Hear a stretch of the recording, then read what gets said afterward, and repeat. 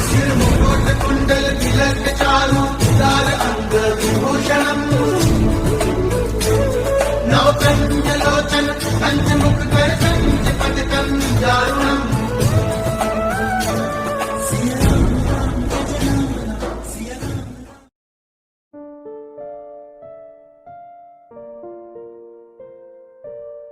महाराज जी के आज के विशेषांक में रक्षा सूत्र परिवार के सभी सदस्यों का हार्दिक स्वागत है।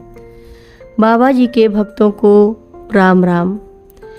श्री किशोरी रमणाचार्य वृंदावन ने जो कैंची धाम में आज 1962 के दशकों से भी ऊपर भागवत सप्ताह में कथा सुनाते हैं, अपनी पुत्री प्राप्ति की गाथा यूँ सुनाई।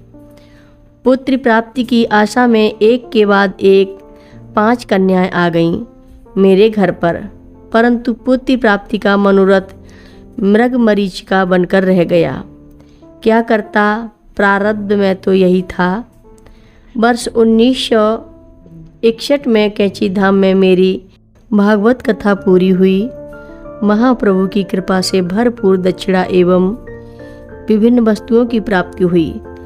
महादानी का दरबार जो था, उन्हें समेटते समय एकाएक भाव उठे और मैं विहल्व हो गया कि इस दरबार से लेकर केवल यही सब लेकर मैं क्या करूँगा।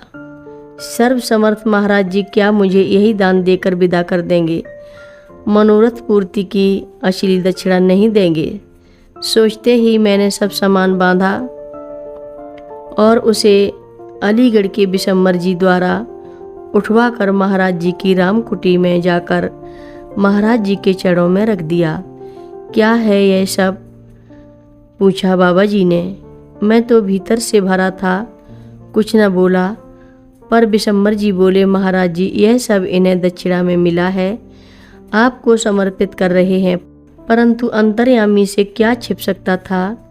मेरे विहवल भाव का प्रमाण स्वीकारते बोले, जा जा ले जा, इसे हो गई दक्षिणा, जा होगा। बिशम्बर जी क्या समझते इस भाषा को। मैं कृत्य हो गया। कुटी से निकलते निकलते फिर सुना मैंने, जा होगा। वर्ष 1962 में वृंदावन में मुझे आश्रम में बुलाकर कहा, सतचंडी होनी है, गोयंका धर्मशाला में तुम्हें मुख्य आचार्य बनकर सब इंतजाम करना होगा।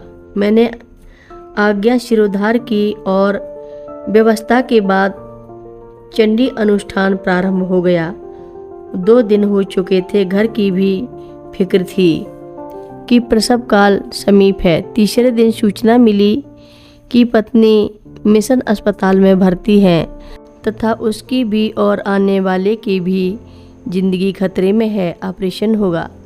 आपको दस्तखत करने हैं कागज़ों में। सुनकर दिल बैठ गया। याद आ गई अपने पिता की बात की कि अनुष्ठानों में अधिक न उलझना, कारभार अपने सहायक को सौंपकर घर को चला।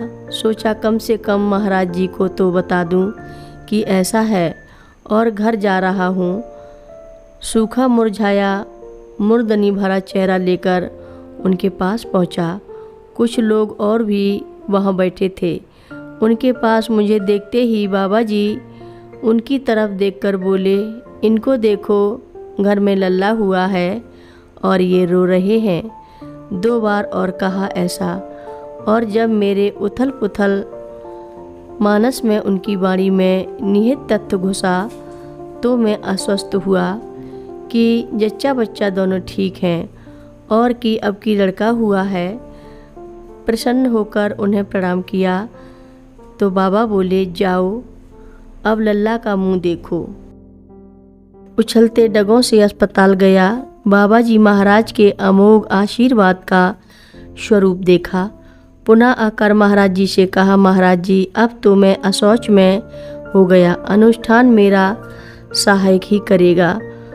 तो बाबा जी डांट कर बोले, कैसे पंडित हो, फला श्लोक में क्या लिखा है।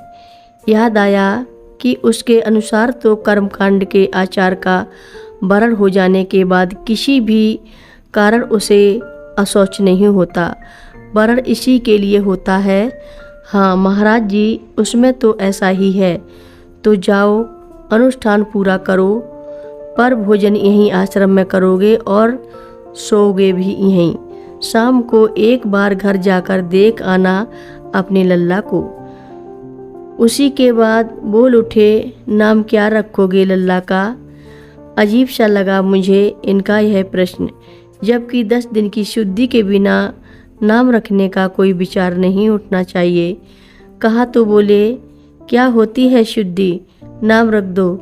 मैंने सोचा बाबा जी यह कह रहे हैं, जिनकी कृपा से ही यह प्राप्ति हुई है। बोला, आप ही बता दें, क्या नाम रखें बाबा जी? बाबा जी ने कहा, मारुति रख दो। फिर अन्य भक्तों की तरफ देख बोले, क्यों, कैसा नाम है? सभी ने एक स्वर में कहा, वाह, बहुत अच्छा नाम है। एका रुद्रावतार का यह प्रसाद मारुति नंदन आज आपके सामने है। और बाबा जी ने तो 2 बार कहा था, जा होगा, जा होगा। तो कुछ काल बाद मेरे घर रघुनंदन भी आ विराजे। कहाँ एक भी नहीं था और कहाँ 2-2 आए।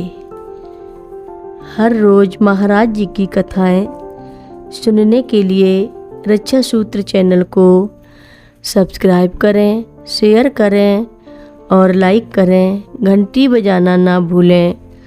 कमेंट बॉक्स में लिख भेजें, जय नीव करोरी बाबा जी महाराज। सभी भक्त मिलकर बोलो, नीव करोरी बाबा जी महाराज की जय बोलो, सिद्धि माता की जय बोलो। जय श्री राम।